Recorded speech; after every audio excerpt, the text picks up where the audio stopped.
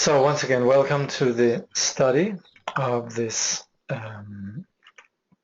work, which is essentially the teaching of two really wonderful Khenpos, Khenpo Sherab Palden and Khenpo Tsewang Döngyal, who taught this text in 2005, or rather taught this topic, which is presenting the Madhyamaka position of Shantarakshita according to the commentaries of Mipa Rinpoche and Longchenpa. Now, in studying this, what we'd want to bring to our understanding of Madhyamaka, where Madhyamaka literally means the middle way, is that the beauty of what the Buddha taught is the freedom from, you could say, philosophy, the freedom from trying to freeze reality into concepts. And all of this originates with our insecure clinging to me and trying to create a conceptual picture of reality. You know, when you read books on philosophy, it'll always start off with a little sort of shtick about man has always tried to understand, it's only human nature to want to understand reality, and we'll now study 28 different philosophers and how they each attempted to, understand reality. And that's it. It's really about trying to pigeonhole reality. And the Buddha beautifully showed that reality can't be pigeonholed. And in fact, our insecure fixating on me and the object, positing this duality, is what begins to feed this practice of like and dislike, conceptualizing, and essentially diminishing our reality. So what the Buddha taught, not because he wanted to be a great philosopher, but because he wanted to free us from our delusion, he taught the lack of inherent existence, the natural freedom of our own mind, the natural liberation from this duality. And when we come to Madhyamaka, the study shows how these constructions of self and other are flawed, but also what Madhyamaka does is, and it's a very compassionate practice, where the Buddha, of course, and also philosophers like Nagarjuna and Chandrakirti, they actually bothered to talk to people. You know, they could have just gone to the mountains and they could have just said, well, whatever, people can think whatever they want. But they actually engaged with people and kindly showed the limitations that philosophy has. So in this way, as much as we might associate Madhyamaka with some, you could say, difficult topics, its objective is really to show simplicity and to dismantle our belief in complexity, if you like. Anyway, that's a little bit of the general scope of what we're doing. But anyway, I'm very happy to present this, and I'd like to share my enthusiasm with all of you. I hope we can do justice to I hope I can do justice to the subject matter. And I'm glad that you have this book. And what's very useful about this book is that there are places where you could say it requires possibly a little bit of previous understanding. I'll touch on this. And,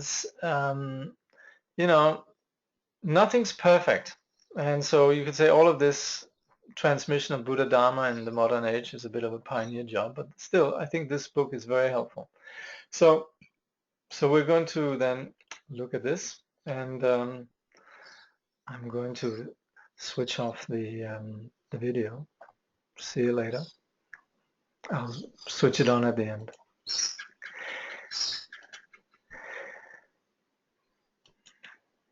So the context for what we're doing, and I'm just going to start off with that, is the the teaching of Madhyamaka, which originated with Lord Buddha. And sometime after Lord Buddha, the Khenpos here, they say about 400 years after the Buddha, the historicity around Buddhist persons is always a little bit controversial because, of course, the the Asians in general are not too worried about these kind of dates. And so we have some discrepancies between when we posit Nagarjuna and when the traditional sources they posit him. But anyway, as far as what we're talking about here, Lord Buddha is the originator of this discussion, what we call the middle way. Then we have Nagarjuna, who brought forth the Buddha's teachings on the Prajnaparamita and Madhyamaka. And specifically then the Madhyamaka was later commented upon by people like Bulapalita, Bhavivika, Chandrakirti, Shantarakshita, and Kamalashila. And particularly the last two, they brought Buddhism to Tibet.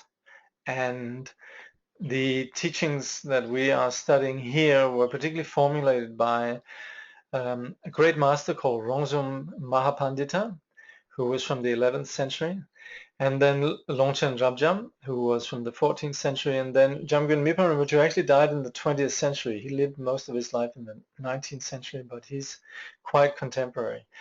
So that's the context in terms of our teachers.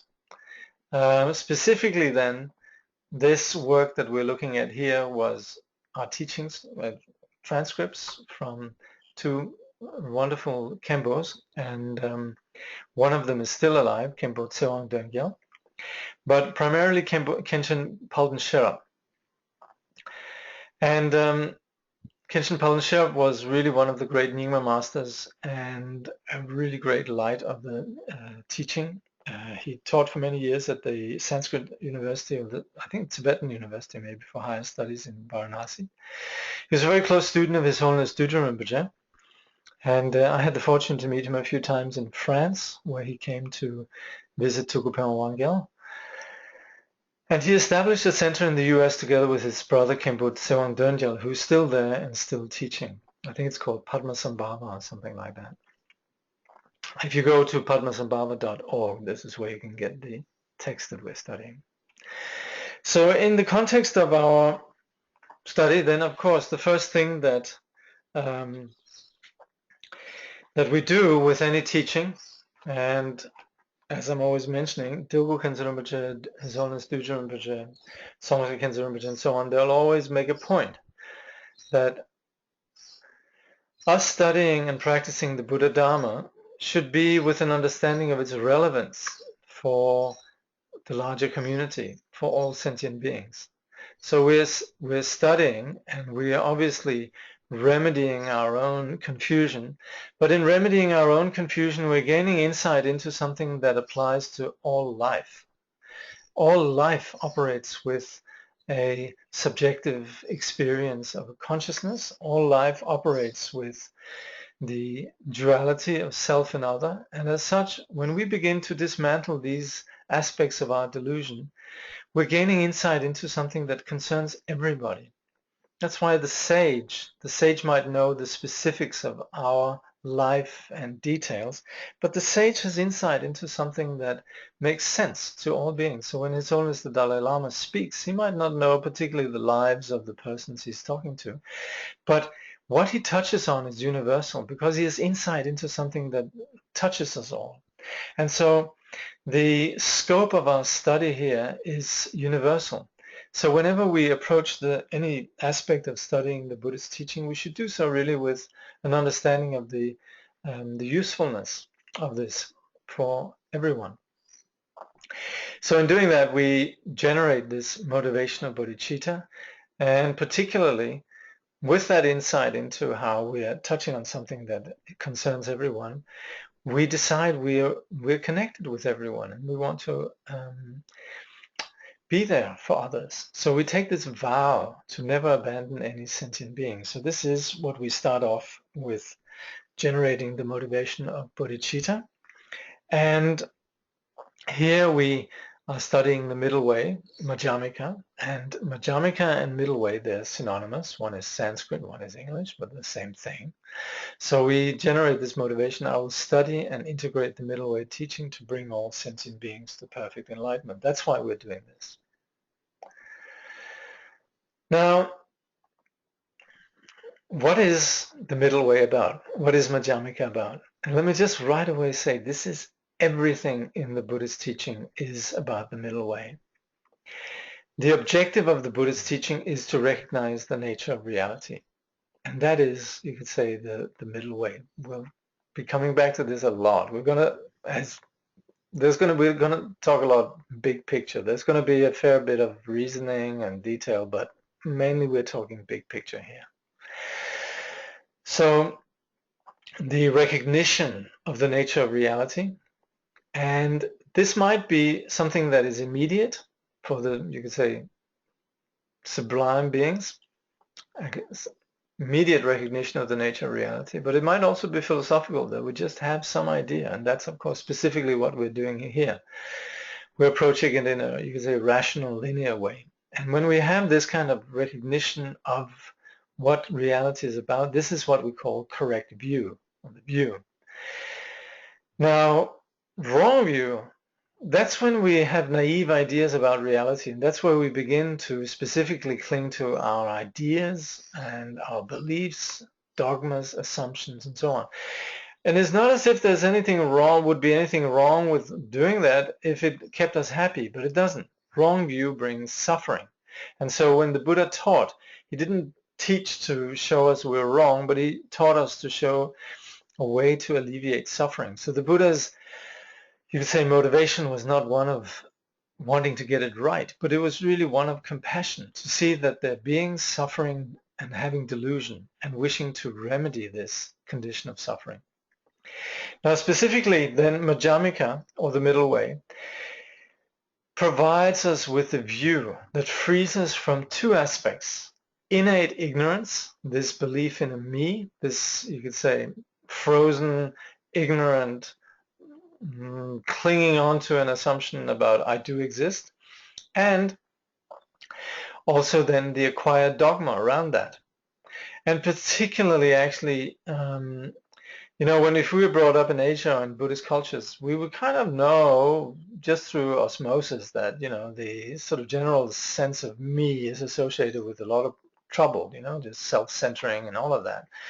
But in our culture, it's not that obvious. And we operate with a phenomenology that assumes the existence of a self. That's basic to the whole idea of a healthy ego and so forth. So there's some very different views that apply here. So with the middle way, particularly us who live in a, you could say, non-Buddhist culture, it's quite provocative and quite, you could say, useful for us to be exposed to these, you could say, lines of reasoning. When we say the middle way, and you'd often hear our teacher Tsongsa Khyentse Rinpoche, he might talk about extremism. And that extremism, we're not talking about some political minority. We're not talking about just weird, extreme behavior. But it really actually means any time that we assert absolute reality to something. Now this is all, we're dabbling in an area that is very sort of charged linguistically and philosophically in terms of our modern ways of viewing things like truth. The middle way, the beauty of the middle way is that it actually sidesteps and doesn't operate with any absolute truth. So in this way you could say it's a very, in some ways in line with some of the postmodern positions. But unfortunately, even some of the ideas of postmodernity, the sort of so-called freedom from foundationalism, or the freedom from, logocentrism, or freedom from philosophy, or freedom from truth, whatever you have, very often brings with it some assumptions that in fact become new absolutes. So the middle way is the Buddha's teaching on how we effectively could free ourselves from these, what we then call extremes, our conceptual reference points.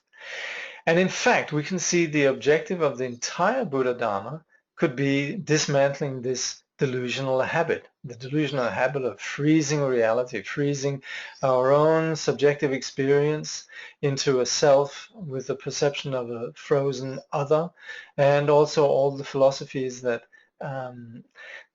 sort of perpetuate that. And so, in fact, when we are studying and practicing the Buddha Dharma, you could say when we are introduced to how things don't exist inherently solidly, the logic of this view that exposes and dismantles the flawed science of our conceptual extremes, our beliefs. So that's where the Buddha Dharma, when it comes to, you could say, just study and theory, it already begins to dismantle some of this. But more specifically, when we practice meditation, even just regular shamatha and vipassana, the moment that we're no longer following after our habitual thoughts, we're already being exposed to a dimension in which we're relinquishing this, you could say, frozen censorship that we impose on realities. Already in meditation, we're practicing the middle way. And in post-meditation, the practice of the paramitas like generosity and letting go of our habitual patterns and all of that, discipline, patience, what have you, all of this is also dismantling these conceptual extremes. When we're with our teacher, the teacher might tease us, might sort of expose our faults, might sort of get in where it hurts and be very skillful at that. And we, as Vajrayana students, we have this sort of acceptance of that, sometimes amused, sometimes we're sort of almost masochist about that kind of attention of being, exposed, our faults exposed. But all of that is not just a frivolous entertainment. It's the teacher who is finding where our attachments are and beginning to sort of make us conscious about it. And it becomes a key part of our journey to actually free ourselves from that. And so then as meditators also, when we engage into life, there's so much about not sticking with the comfort zone and breaking our habits in post-meditation. The object with this entire journey of the middle way is to arrive at a place where we're free from extremes and conceptual constructions. Extremes then being what we're just, you could say, our flawed attempts at trying to secure something as possessing absolute value. So that's extremes. And then we talk about freedom from conceptual constructions. And that is very often in Mahayana language, it's synonymous with what we call the Dharmadhatu, the wisdom of the Dharmadhatu, reality, that we actually begin to inhabit a universe where we're no longer imposing censorship, like and dislike, where we begin to embrace reality. And we see it clearly without this sort of murky insecurity that prevents us from seeing properly. So we very often, if you look at Introduction to the Middle Way, which has been translated by Padmakara and published as, Introduction to the Middle Way, which is the Jomgen Mipa Rinpoche's teaching on the Madhyamaka Avatara, which Tongse Khenchen Rinpoche, he taught several occasions, 10, 15, 20 years ago.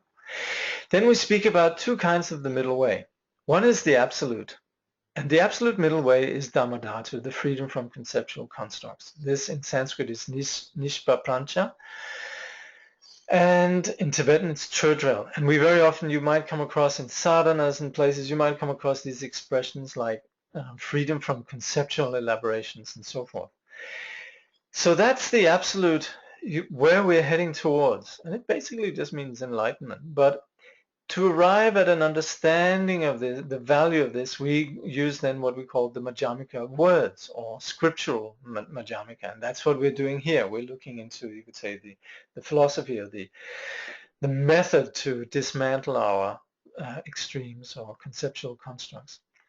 So the ultimate objective of the Madhyamaka words is to free the mind from innate and doctrinal ignorance. Because it's this habit that's constructing these extremes. So we would say that the middle way of words, what we're studying here, shows us the lack of self and other, the innate aspect of ignorance, and in specific then, when it does that, and if you remember the Madhyamaka Avatara, it talks about the selflessness or the lack of self of person in our own subjective experience, and also the lack of self in phenomena, in the perceived perceptions that we have. What seems to be the external, everything that we can actually objectify. So you could say self of phenomena actually covers everything, because even our own person we can objectify. But then again, in the Madhyamaka Avatar, we do divide it into first actually an analysis of the selflessness of phenomena, and then followed by the selflessness of person. But this is what then the middle way shows to us. And not just as a belief, but really exposes or kind of establishes this logically. So with the middle way of words, it shows us of the flaw of sustaining conceptual positions or dogma. So in fact, the middle way has these two aspects. One, it shows the innate ignorance and also shows how we sustain these kind of dogmas that are acquired ignorance. Now, in general, we as persons in ordinary life, we can intuitively appreciate how dualistic grasping and dogma get in the way of self-existing sanity, natural wisdom, compassion. We can see how we get rigid when we're sort of uptight and clinging to self, and we're uncomfortable with the world around us, and we get alienated and grumpy, and so on. We get rigid, and that's where you could say this dualistic grasping, and maybe sometimes also we have dogma. You know, you might find yourself in the company of Danes, and you think Danes are just ridiculous people, and you just would rather not.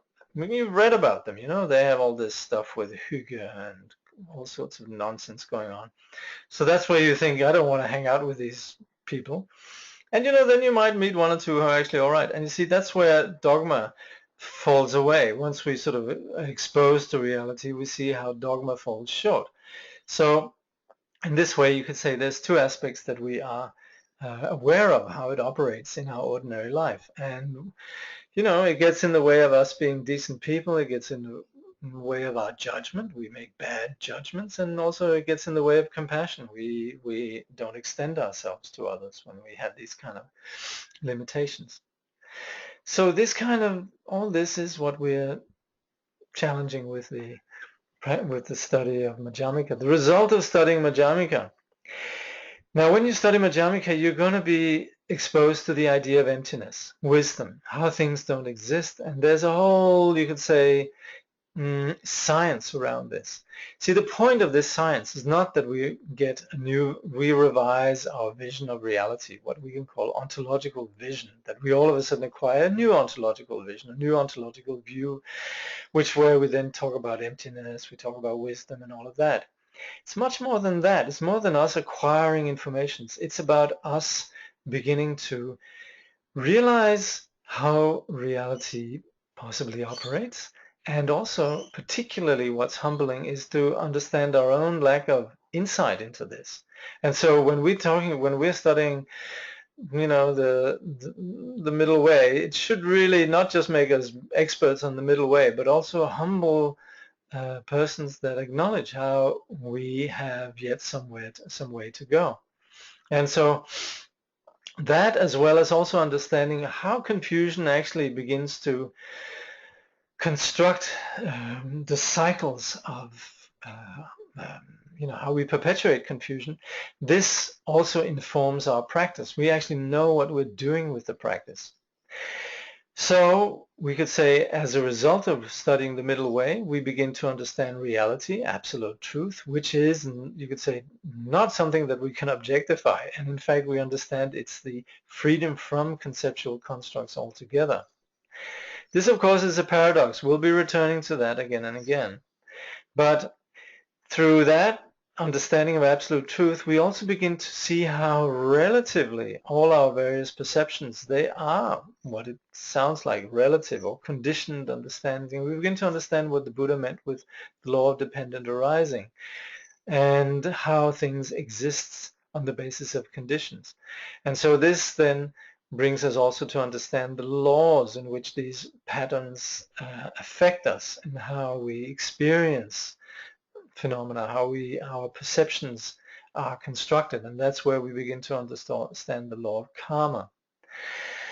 Finally, in brief, we could say, with the study of the Madhyamaka, the middle way, we begin to gain certainty about the view and about the practice.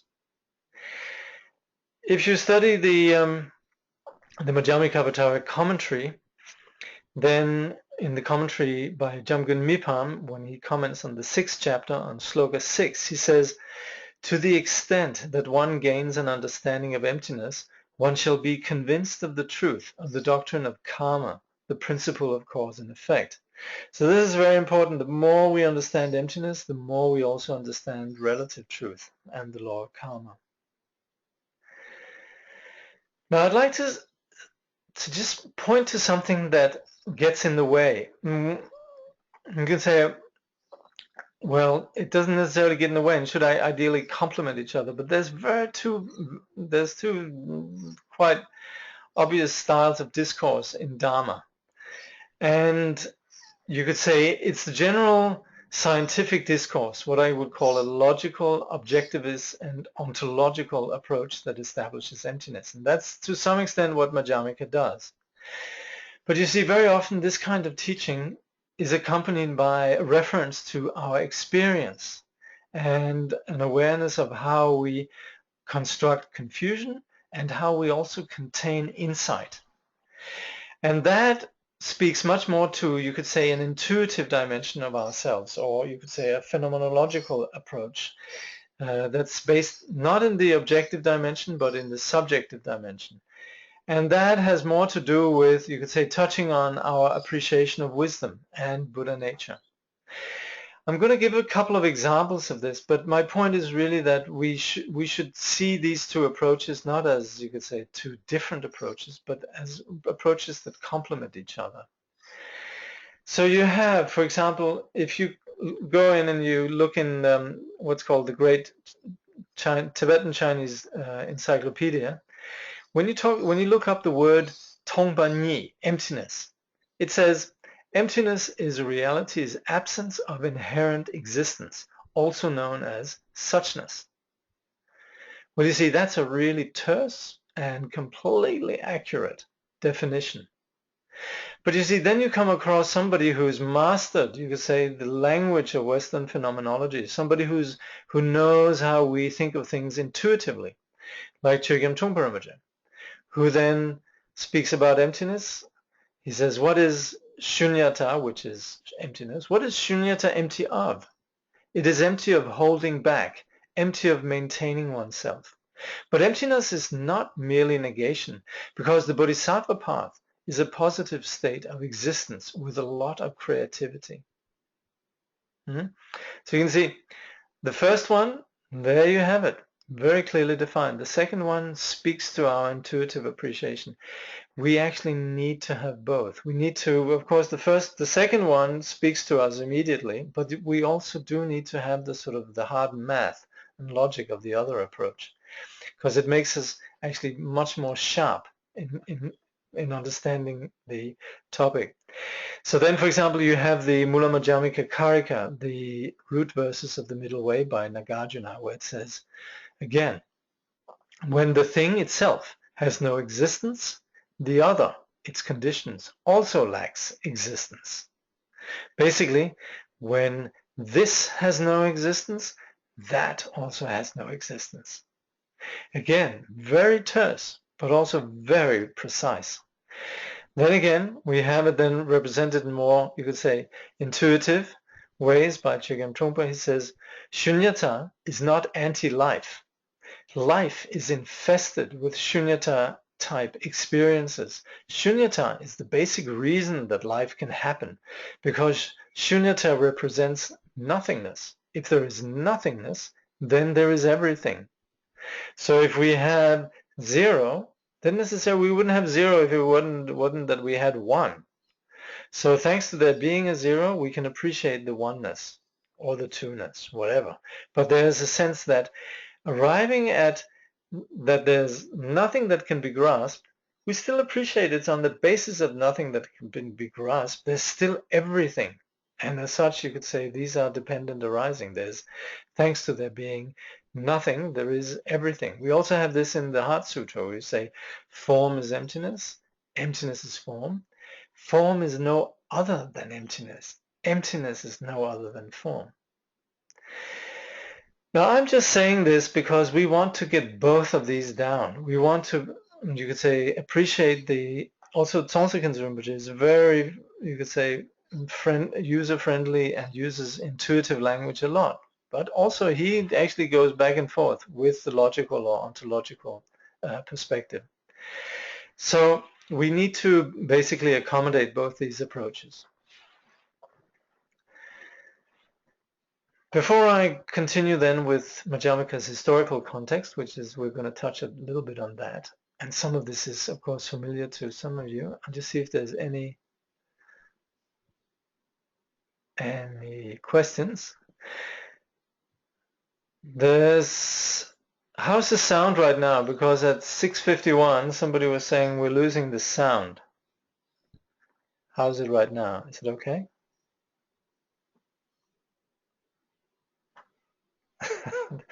Nobody's answering. Oh, it's good. Glad. Okay, good. Okay, well, look, if there's no questions, then I'll just keep going. Yeah? But hey, if there is something that's not clear, okay, there's a bit of feedback.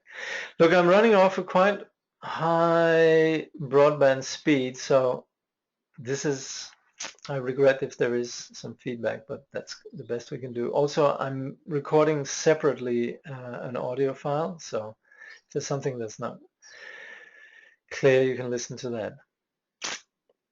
Okay. Now, as we all know, Buddha developed bodhicitta. You know, in the sutras, it says when the Buddha first time developed bodhicitta, there was this incident. He was reborn in a hell, and there was him and the mate that were pulling a plow, and there was some guardian of hell that was whipping them and torturing them. And the Buddha had an instant of reflection where he thought, well, we're both going to be tortured. Why don't I just do this? And he said to his mate, you know what? Just go and have a rest. I'll stick it out here. Now, that single instant of empathy, the Buddha was out of there. And we say that's when we identified the first time the Buddha developed bodhicitta. But then being reborn with various conditions and various lives and so on, we say that over the three countless eons, then accumulating merit in the sense of just according to relative truth, the resources that we require, and also the kind of merit of wisdom, understanding absolute truth, understanding reality, gradually increasing this over a long, long time. The Buddha then attained enlightenment, which we celebrate with the Buddha's enlightenment in Bodh Gaya, and the Buddha then taught the Dharma. And then we generally summarize his teaching into these pitakas. We sometimes say Tripitaka, but then again, I guess we would also sometimes say, I think it's Jakob Pitaka, but anyway, there's 3 or 4 baskets of teachings, which are then the sutra. And in here, Khenchen Palden Sherab, he identifies how that is intended to dispel anger. The Vinaya Pitaka, dispelling desire. The Abhidharma Pitaka dispels ignorance. And the Vijayadhara Pitaka dispels all 3 at once. Now, the Tripitaka in general constitutes all what we refer to as the Mahayana teachings, the Hinayana and the Mahayana teachings, what both the Mahayana and the Theravadan traditions accept. And the Vijayadhara, sorry, there's a spelling mistake in here, it's Vijayadhara, is then the resultant vehicle that you could say, with its insight into the nature of reality, dispels all 3 at once. But that's the general how we would identify the Buddha's teaching. And when we talk about this teaching, then we read in Khenchen Palden Sherab's commentary, he speaks about the Buddha teaching the truth and about what the Buddha's teaching was about. And he says, and this of course is premised on the Khenchen Palden Sherab has already taught Madhyamaka previously. So he makes it quite, you could say, concise. But of course, anybody of us who live in modernity and who live within some of the contemporary debates and the sort of general discussions around what is truth, you know, our bells go off when we read this. Now, Khenchen Palden Sherab, he says, the Buddha taught about truth of the nature as it is. And he taught the truth in a straightforward manner, exactly as it is. Truth is truth. Now we have to remember that simplicity is what we're going to arrive at with the middle way teaching. But as we who live in a time where truth is so controversial, truth doesn't hardly exist. If you've ever sort of delved into this, you'll know that in postmodernity, then truth is scoffed at. The idea of truth is almost synonymous with being gullible, believing in, you could say, pre-modern mythologies and pre-modern ideas and so on. And I was reading a work by Howard Gardner. He's a Harvard professor who wrote a book called Truth, Beauty, and Goodness. Truth, Beauty, and Goodness Reframed, Educating for the Virtues in the Age of Truthiness and Twitter. And in there, talking about truth, he of course identifies how truth is so controversial. But I like what he says, because this applies to us modern humans. So this is not a Buddhist, but someone coming from the educated elite of modern education, what have you. And he says the notion that truth and falseness are self-evident, matters of simple common sense, does not withstand scrutiny. And that's in fact also what we would say within the middle way. Truth is, when you begin to scrutinize it, we can't, there's nothing actually that withstands scrutiny. But at the same time, as we'll see with the middle way, that doesn't mean that things don't exist on a relative level. So we have some common ground with this gentleman, and he also goes on to say, yet it would be catastrophic to embrace the opposite stance, to give up the effort to approach and, when possible, to establish truths. And a bit further on, he says, it is important for us to salvage, indeed to valorize, the core idea of truth. So I hope we all share that. We're practitioners of Buddhism, but we're also situated within a contemporary discourse of, you could say, investigation, analysis, and an intellectual life where these kind of ideas of truth is something controversial. And we need to actually be part of that dialogue. In fact, us who study Madhyamaka, we should actually talk with our friends about these kind of things. It's very stimulating. And try to sort of remember what it is our teachers have told us and so on. It's very, you could say, something that brings home some of these things that we're looking at here. Now, specifically then coming back to the Buddha Dharma, then we are looking now at how the Buddha Dharma is practiced. So we looked at the Tripitaka, we looked at the relevance of what we're doing nowadays, truth. And when we look at the teachings of the Buddhas, then according to Guru Rinpoche, Padmasambhava, then the teachings of the Buddha, they are categorized into various vehicles, yanas. We've heard about that. You know, in the Mahayana, we talk about Hinayana and the Mahayana, and the Vajrayana, we then also add that, and so on. Padmasambhava, he classified the categories of the Buddha's teaching into 9 vehicles. And the thing about these 9 vehicles is that they offer increasingly profound view and increasingly profound practice. So when we're looking at, for example, the teachings on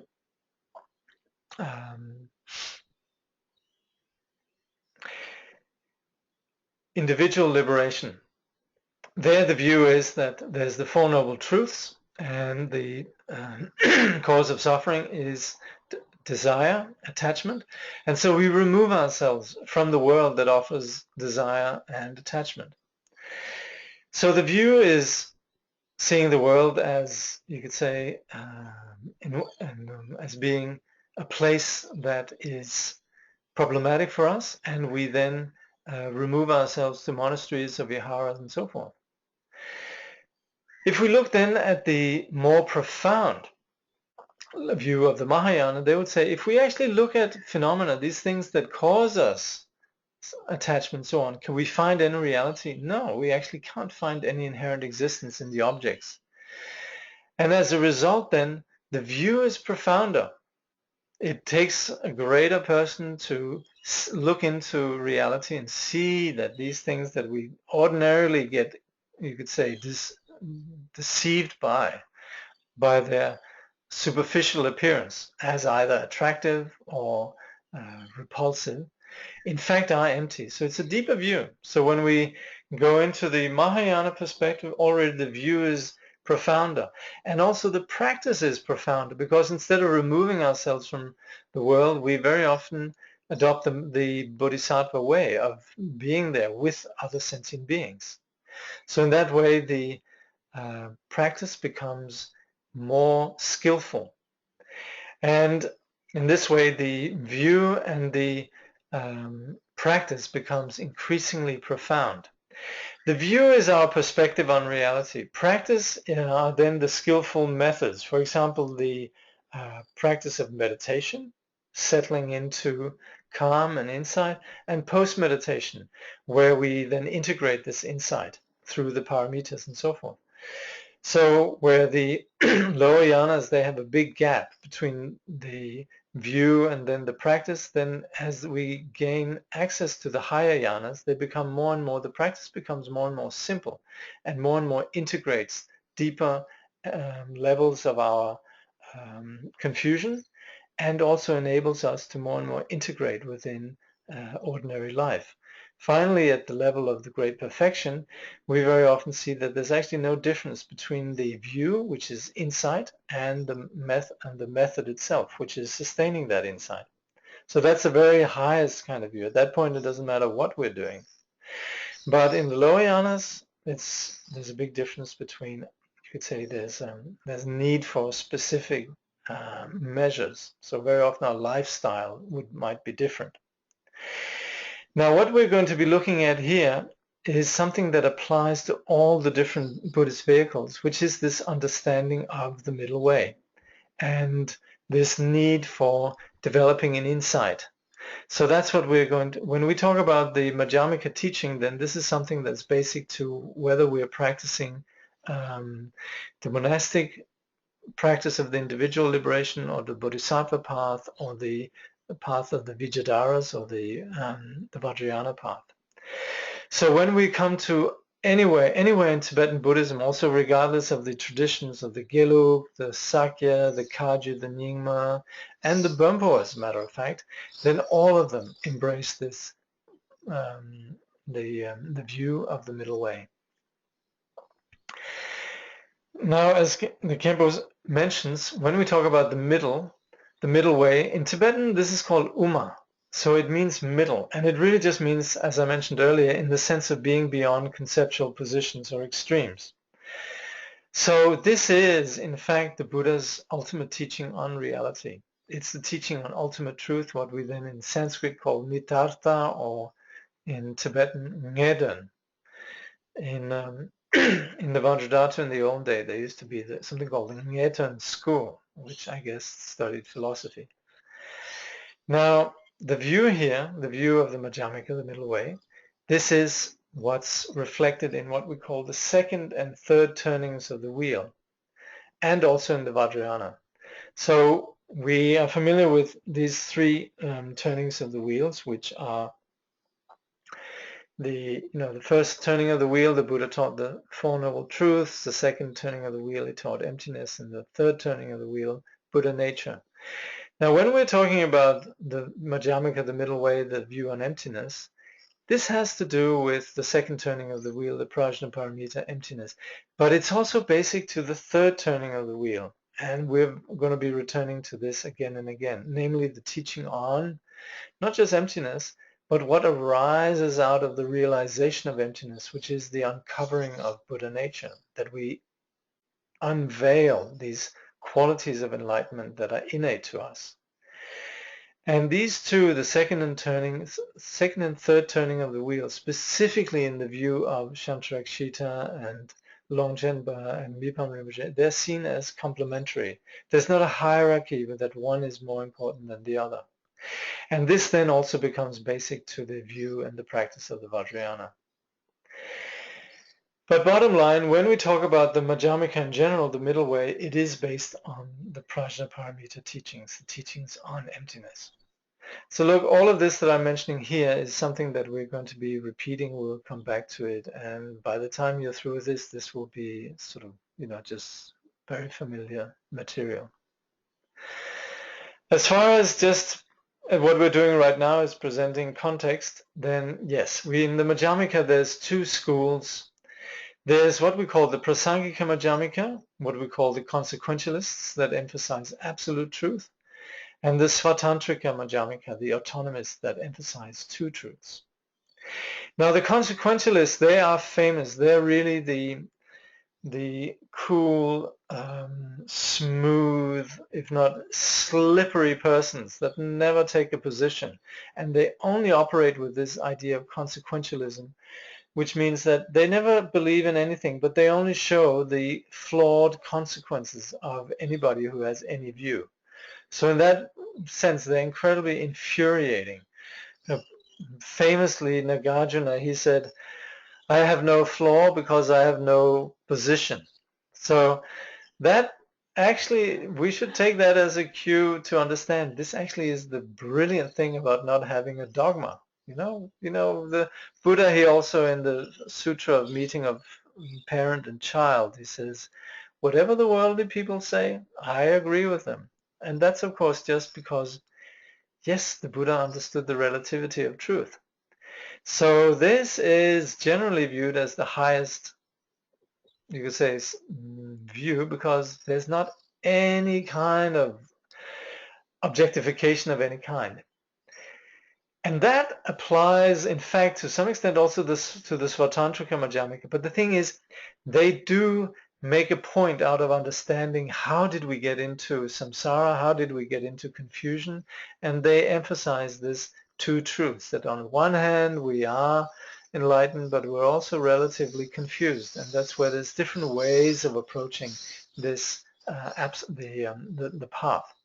So, and they then are big on the, you could say, various ways of approaching the two truths. They're very skillful.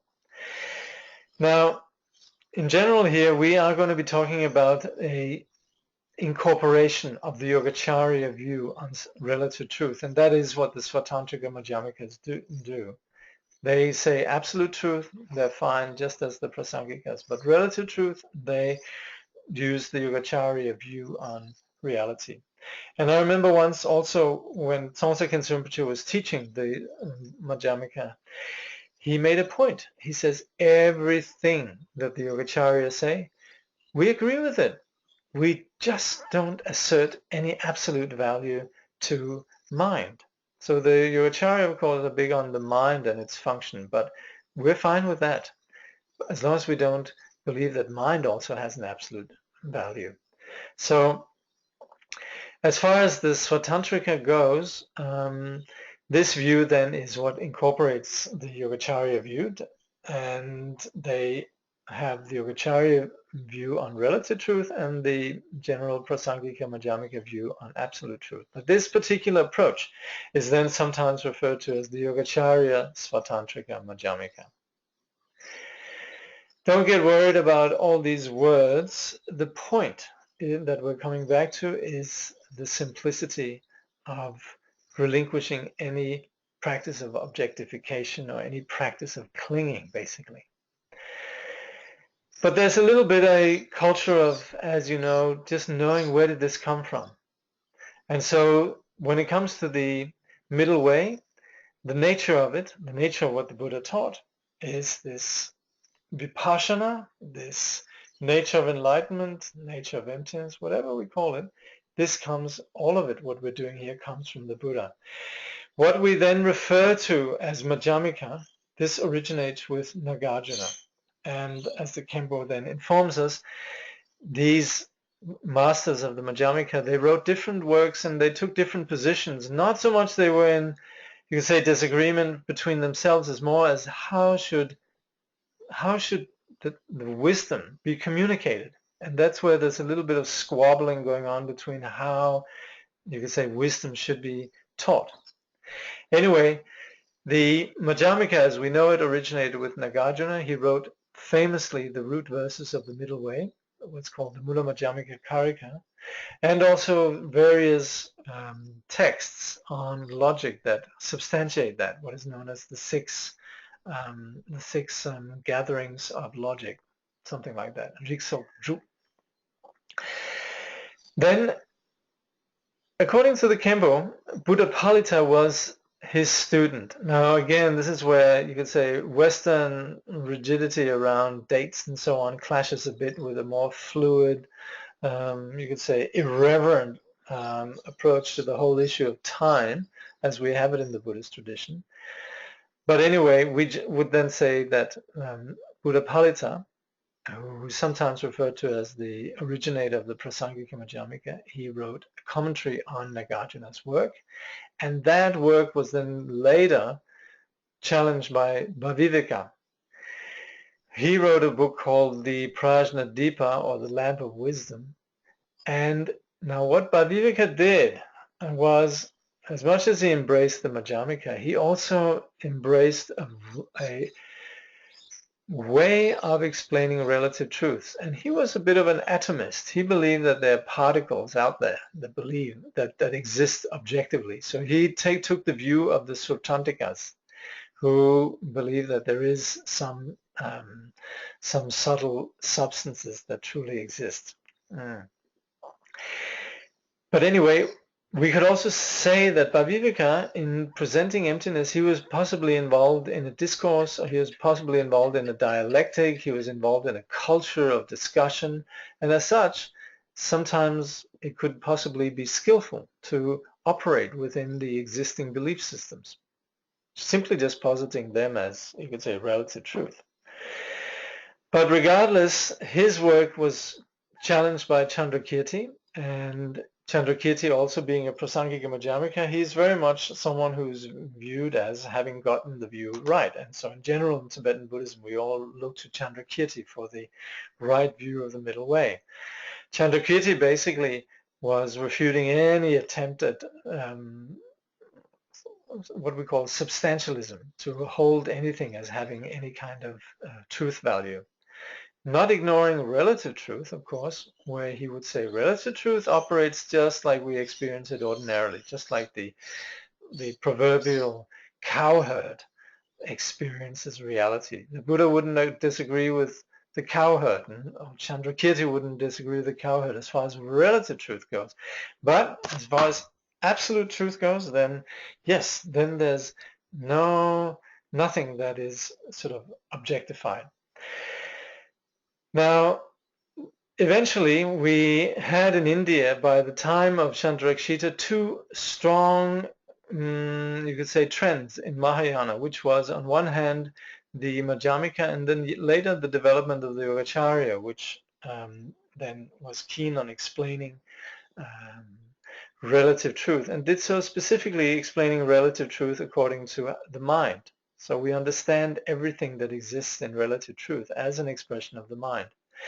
These two great lineages of the Bodhisattva jhana, coming from respectively Nagarjuna and Asanga, was then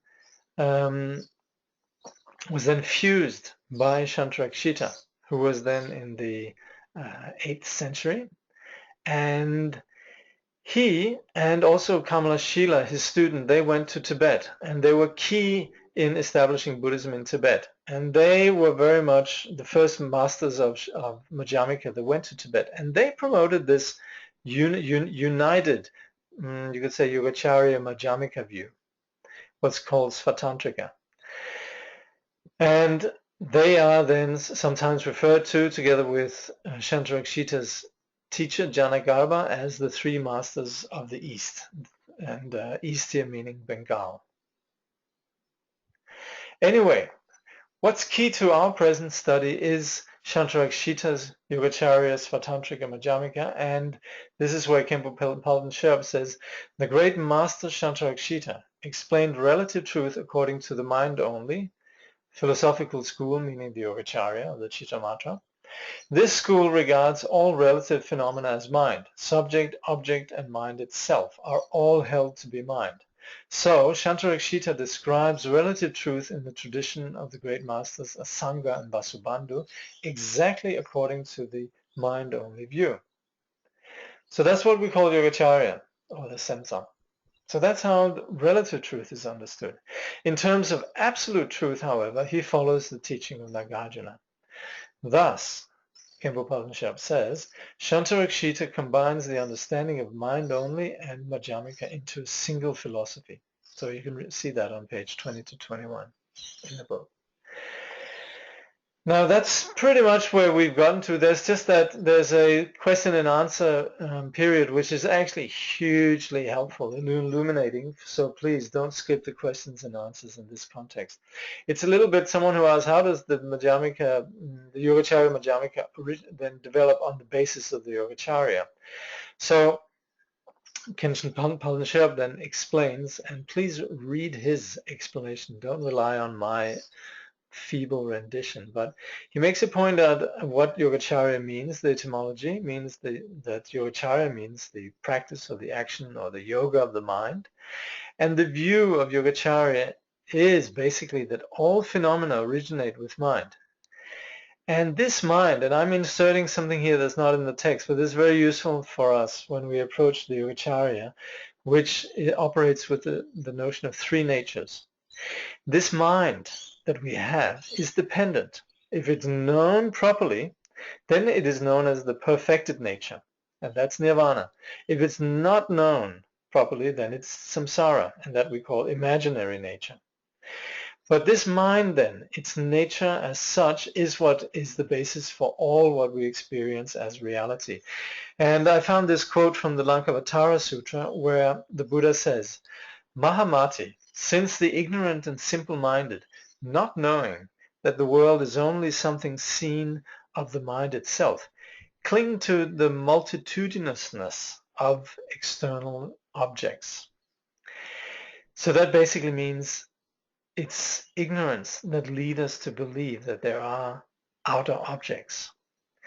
And on a more contemporary context, when Chögyam Trungpa was teaching the 4 foundations of mindfulness, in there he just throws in this here, which I think many students would like to sort of agree with, but it's not at all that obvious really. But there you have it. And Trungpa just throws it in as with such certainty, and you could say such casualness, that it definitely reflects that is basic to what we're doing here in terms of the Buddha Dharma. And he says, this whole world is made by mind. Minds made this up. Put these things together. Every knot, bolt, and nut put in by somebody or other's mind. This whole world is mind's world, the product of mind. Now, these two positions, the position of the Madhyamaka of Nagarjuna, which is basically the view that nothing can be grasped, and the Yogacharya view of Asanga and Vasubandhu that identify how grasping comes about and how we proceed on the path. These two positions, the Madhyamaka and the Yogacharya, in Shantarakshita's unity of Yogacharya and Madhyamaka, he posits the ultimate truth as per the Madhyamaka and the relative truth as per the Yogacharya. And when we then look at the external world, we could say that this external reality is made by the mind and its dualistic and solidifying habits. Specifically, with the habit pattern of solidity, it appears externally as the earth element. With the habit pattern of moisture, it appears externally as the water element. With the habit pattern of warmth, appears externally as the fire element. With the habit pattern of movement, appears externally as the wind element. The habit pattern of spaciousness reflects externally as the sky. Now, this is something which we actually need to investigate in terms of how we experience things, and it is something that's hidden for most of us. If ever these things are translated, the science around this is expounded quite in detail by Longchenpa. In the Dzogchen tradition, there's a lot of emphasis on understanding the connection between our, you could say, projecting habits and the external experience of apparently solid elements. But it is something that is very much geared towards enabling us to have some understanding of how the relative world functions. And that is the skill of the Yogacarya position. But it does also encourage us to investigate ourselves and see how there is correspondence between our, you could say, subjective style of perception and our and the actual appearance of the external world. All of this experience that we have of ourselves, of the realm around us, our perceptions and so on, is something that originates out of what we call the alaya, the all ground. In the study of karma, we looked at this to some extent. We say these habit patterns that we talked about before, they reflect outwardly in a variety of different ways as the objects of the five senses. The four elements develop based upon our habit patterns and develop as the physical body and the external phenomena. Each of these so-called external reflections is based upon the habitual patterns and karmic imprints that are stored in the alaya or the all ground. So in fact, what we're saying with this is that whatever appears externally is something that appears due to existing patterns in the ground nature of our consciousness. So we do provide, when we come to the Yogacarya, we are definitely saying that consciousness has primacy. Every one of us that was brought up in Western modernity, we've been told the other way around, that consciousness is something that originates out of basically unconscious biological systems. We think of consciousness as something that originates out of neurons or out of neurobiological systems and so on. The Yogacarya position is different. It provides primacy, it gives primacy to the mind, and it's mind that projects outwardly, just as we have it in a dream. See, this is where you could say the Prasangika Madhyamaka, they just skip over that. They say we have no assertions whatsoever. So the Prasangika Madhyamaka, they won't necessarily get into, you could say, challenging science the way that the Yogacaryans would do. So in that way, you could say, oh well, peace reigns within the with the Prasangikas, and let's not at all rock the boat with anything that could upset modern science. But the only thing about modern science is that it ends up providing an entirely physicalist worldview that ignores the laws of relative truth, such as rebirth, such as karmic consequences, such as the entire gamut and dimension of what makes us living beings. So you could say more than ever, the Yogacaryan model is very helpful in terms of refuting some of the deeply nihilist and deeply bleak and deeply destructive assumptions that run as part of the dogmas of our contemporary science. So in that way, you could say the beauty of the Yogacarya combined with the Madhyamaka is that it provides for a proper, clear explanation of how our reality operates. So there you have it, and I'll just see if there's any questions.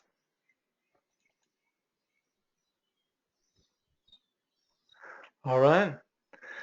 Okay. Sorry if it's a bit echoey. I don't know, maybe I could move a bit away from the computer. If I sit a bit back here, maybe it's better. Does that help? Look, I'll try that next time. I tend to, I do a bit like Larry King. I'm sitting here sort of leaning in over the desk with maybe I get too close to the microphone. Anyway, look, no questions, in which case then I guess we'll just conclude here. Yeah. Okie dokie. So next time, guys, read until page 49 in our book. I, by the way, made a slight error. For the next session, I think I said it starts with the two truths. Not true. It actually starts with what we call Rangtong and Shentong, which is also very relevant. It's a bit along the lines of Yogacarya Madhyamaka, roughly speaking. But anyway, there's one last question here. I don't know what this means for the existence of the planet before humans with mind. Well, that's it. We don't necessarily say that the humans are the only ones with mind. And in fact, we would say that the perceptions that we have originating from consciousness doesn't really have a hierarchy as if humans have a more developed mind. You could say, humans have qualities, things like rationality and so on, but they have no more subjective sense of self and other than any others. So in that sense, mind is universal all across the board. So what we have right now with the planet and the humans, that's sort of a micro moment in the greater history of the universe. Anyway, it's an important question, and it specifically is valuable because it is actually, you could say, in the tension between our worldview and the worldview of the Buddhists that we begin to generate an appreciation of what the Buddha was teaching. So, thank you.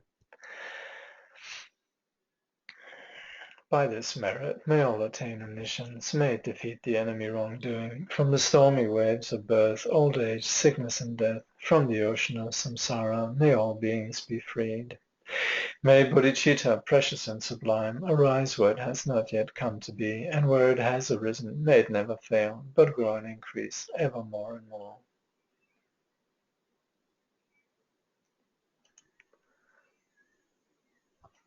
So thank you for joining this study. See you next week.